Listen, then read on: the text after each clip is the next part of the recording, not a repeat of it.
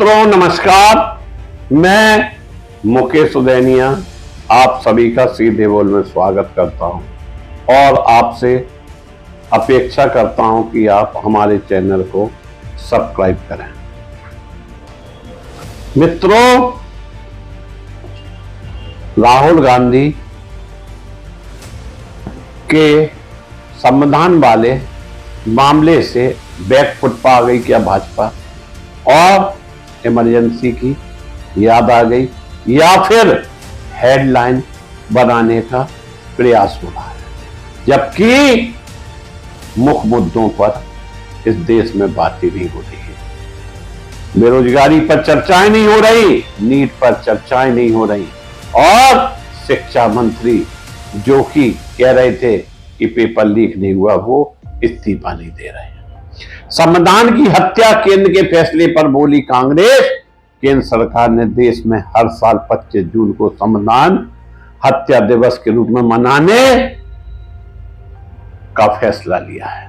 सरकार की ओर से जारी अधिसूचना में कहा गया कि 1975 में इसी दिन देश में तत्कालीन प्रधानमंत्री इंदिरा गांधी की ओर से इमरजेंसी लागू की गई थी। सरकार के फैसले पर अब कांग्रेस के नेता जयराम रमेश समेत कई लोगों की प्रतिक्रियाएं भी सामने आई हैं।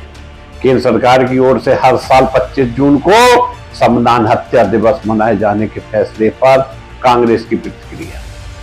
हर साल 25 जून को संविधान हत्या के दिवस में मनाए जाने पर कांग्रेस में भी उथल पुथल मचने लगी और कांग्रेस महासचिव जय रमेश ने फैसले को लेकर केंद्र सरकार पर हमला बोला।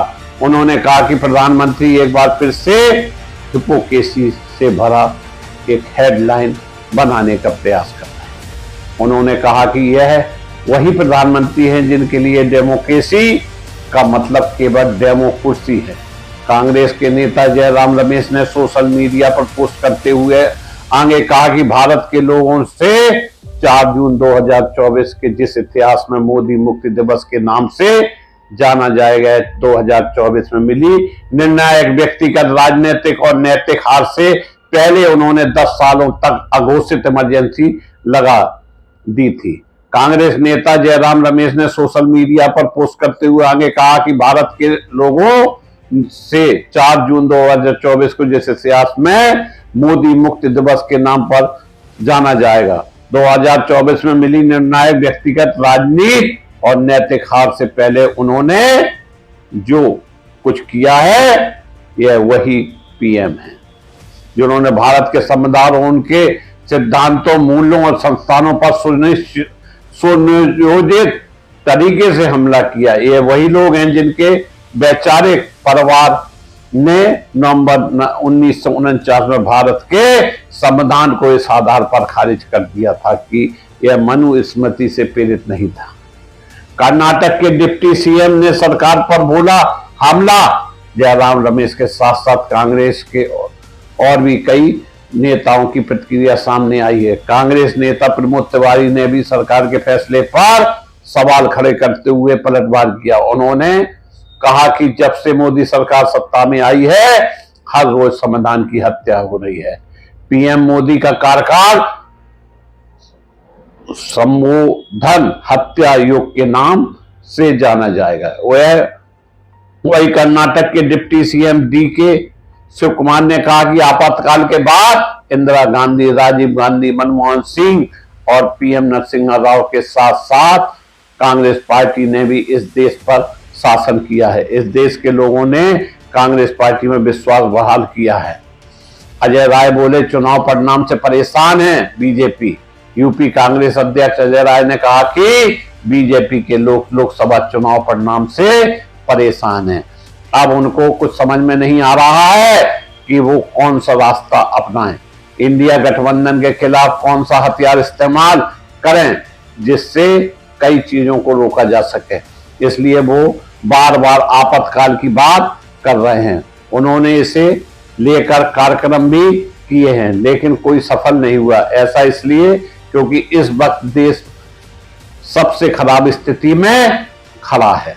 संविधान की हत्या करने वाला आज तक पैदा नहीं हुआ। आपातकाल को लेकर केंद्र सरकार के फैसले पर कांग्रेस ने पलटवार किया और कांग्रेस ने कहा कि बीजेपी ने संविधान हत्या शब्द का इस्तेमाल किया, का नाम दिया है। संविधान हत्या, ये दो शब्द कभी एक साथ नहीं हो सकते हैं। इस देश में संविधान की हत्या करने वाले आज तक कोई पैदा ही नहीं हुआ है। अगर संविधान की बात ही करनी थी तो संविधान रक्षा, संविधान बचाओ या संविधान सर्वोपरि की बात भी कर सकते थे, लेकिन हत्या शब्द बीजेपी के अंदर की नफरत, उनका हिस्सा का परिचायक है। कांग्रेस पार्टी ने आगे कहा कि असलियत यह है कि संविधान बदलने की बीजेपी की साजिश नाकाम हो गई और इस देश की जनता ने उनके षड्यंत्र का पर्दाफाश कर दिया। आज बात अग्निवीर, मणिपुर, बेरोजगारी, महंगाई पर होनी चाहिए। वही अगर हत्या की बात ही करनी है तो क्यों ना हर दिन इस देश में रोजगार हत्या दिवस, किसान हत्या दिवस, महिला सुरक्षा हत्या दिवस मनाया जाए। मित्रों, देश के अंदर अजीब और गरीब कहानियां रोज हो रही हैं, जिसको लेकर चर्चाएं आज भी छिड़ी हुई हैं। ऐसी परिस्थितियों में जो इमरजेंसी 1975 में लगी हुई थी, उसको लेकर यह बात की जा रही है और इसका कोई मतलब समझ में नहीं आता है। कब और कैसे लगता है आपातकाल? भारत के संविधान के अनुच्छेद 352 के अंतर्गत राष्ट्रपति को राष्ट्रीय आपातकाल की घोषणा करने का अधिकार है। प्रधानमंत्री की अध्यक्षता वाले मंत्रिमंडल की लिखित सिफारिश पर आपातकाल की घोषणा की जाती है।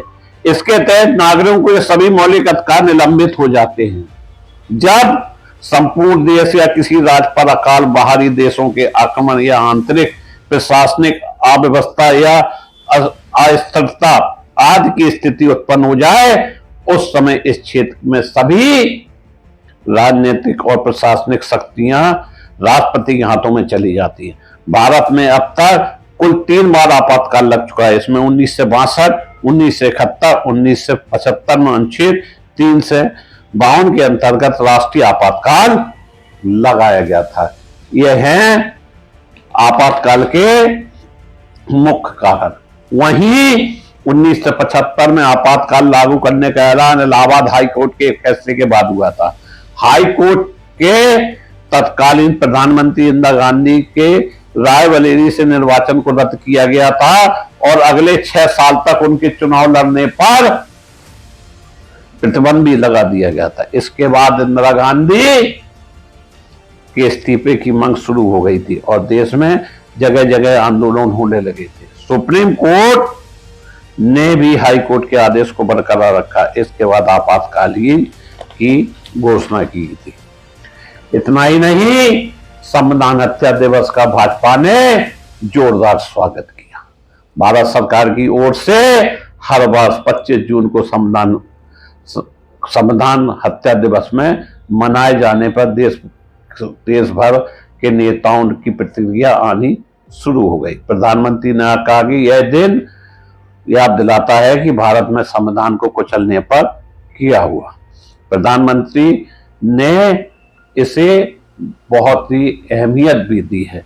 मित्रों, मैं मुकेश उदैनिया आप सभी को पुनः नमस्कार करके अपनी बात समाप्त करता हूं। धन्यवाद।